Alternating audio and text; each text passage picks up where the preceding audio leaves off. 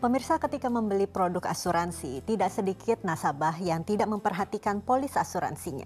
Cermatilah polis asuransi Anda. Itulah topik perbincangan kita dalam Cerdas 5 Menit.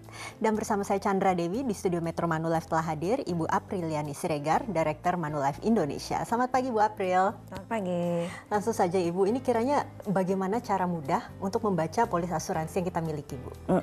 Mungkin pertama kali yang harus diketahui adalah apa sih asuransi? Asuransi itu adalah perlindungan atau proteksi kepada diri sendiri, kepada keluarga maupun orang-orang di sekitar kita.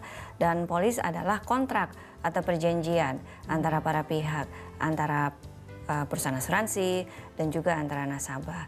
Jadi nasabah tersebut harus memahami sebenarnya apa sih manfaat-manfaat yang akan didapat dari suatu polis. Apakah manfaat-manfaat tersebut sudah sesuai dengan kebutuhan nasabah atau belum? Oke, jadi memang kita harus wajib membaca polis asuransi yang kita beli, begitu ya Bu April ya. Nah, seringkali tapi nasabah tidak membaca polis, barangkali karena malas atau bingung dan hanya mendengar penjelasan dari agen asuransi yang menawarkan, begitu ya Bu. Pandangan Ibu bagaimana? Memangkah ini wajar jika nasabah hanya mendengarkan dari agen saja? Agen memang bertanggung jawab, jadi agen itu adalah tenaga pemasar perusahaan asuransi.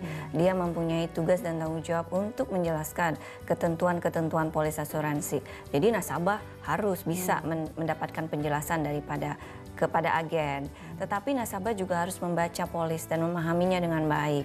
Karena polis itu mengatur mengenai manfaat-manfaat yang akan didapatkan oleh nasabah. Jadi nasabah harus membaca polis sehingga mengerti mengenai manfaat tersebut. Ya sama halnya kalau kita misalnya beli gadget. Kita kan juga ingin tahu dong fitur-fitur apa sih yang ada dalam gadget tersebut. Sama juga dengan asuransi. Apalagi asuransi itu kan untuk jangka panjang. Bisa 10, 15 tahun bahkan lebih.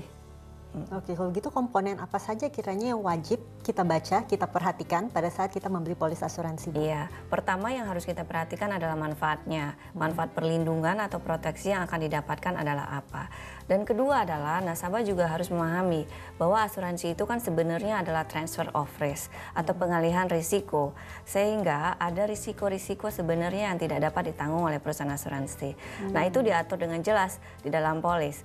Nah, kemudian nasabah juga harus tahu mengenai cara pembayaran premi yang harus dibayarkan jumlahnya berapa, kemudian cara pengajuan klaim dan dokumen-dokumen yang harus diajukan, dan juga sebab-sebab apa sih yang menyebabkan polis menjadi batal atau berakhir. Oke, secara keseluruhan pada umumnya ini Bu ya, apa sih yang sering menimbulkan dispute, perselisihan antara nasabah asuransi dan juga perusahaan asuransi yang seperti apa? Ya, memang sayang sekali memang seringkali nasabah itu nggak memahami bahwa ada sebenarnya risiko-risiko yang tidak dapat ditanggung oleh perusahaan asuransi.